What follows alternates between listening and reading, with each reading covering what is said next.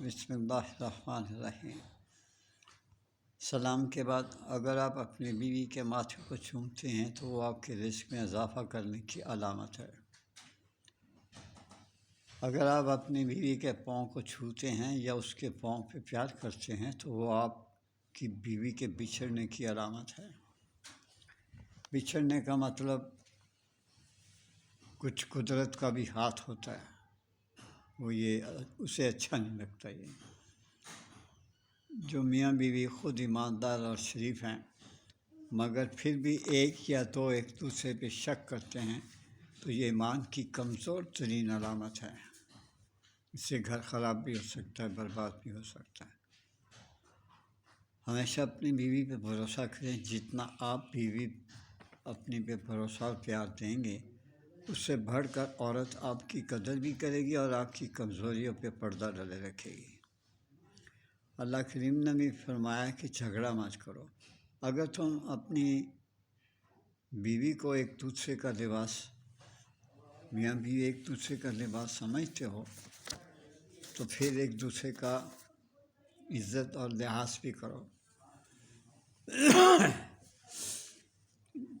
یہ مت سوچیں کہ آپ کی بیوی کے پاس موبائل کیوں ہے، وہ مس یوز کرتی ہے۔ کیا آپ مس یوز نہیں کرتے؟ اگر آپ مس یوز نہیں کرتے تو وہ بھی مس یوز نہیں کرتی ہوگی۔ گھر کی عورت ہے، گھر کی عورت کے پاس موبائل ہونا چاہیے۔ ہر عورت خراب نہیں ہوتی ہے۔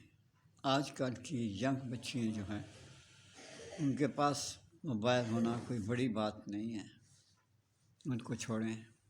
گھر میں جائے نماز بھی رکھیں، لیکن اس سے پہلے میں آپ کو بتاؤں، بیوی کو ہر آرائش زوبائش ستائش کا بندوبست کر کے رکھیں، اس کو کسی چیز کی کمی نہ آنے دیں۔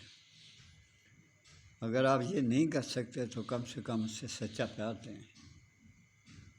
ایسا کرنے والے کبھی ناخوش نہیں ہوتے۔ ایسا کرنے والوں کے گھر ہمیشہ آباد اور رزق بے شمار ہوتا ہے۔ گو ان کے گھر میں رزق نظر نہیں آتا لیکن وہ بہت خوش نظر آتے ہیں۔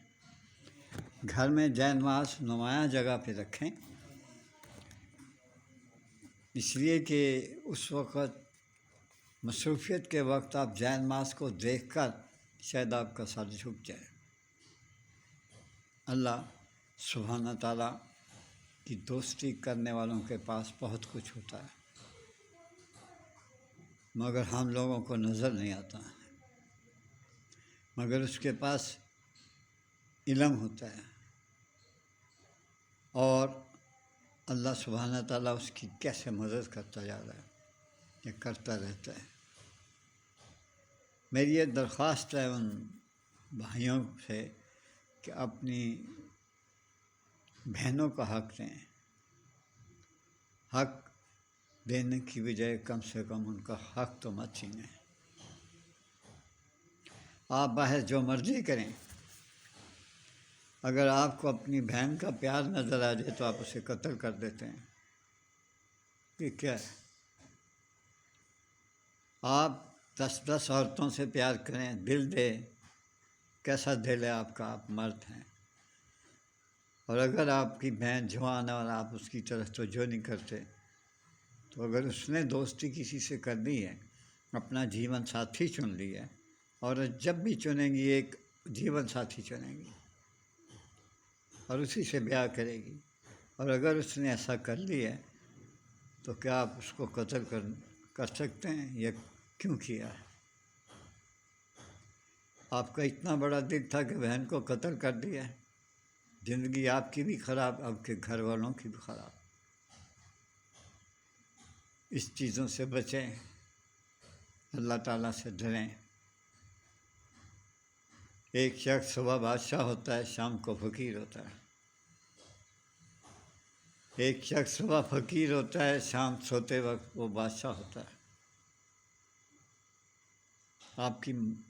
آپ کے سامنے ہیں مسئلے،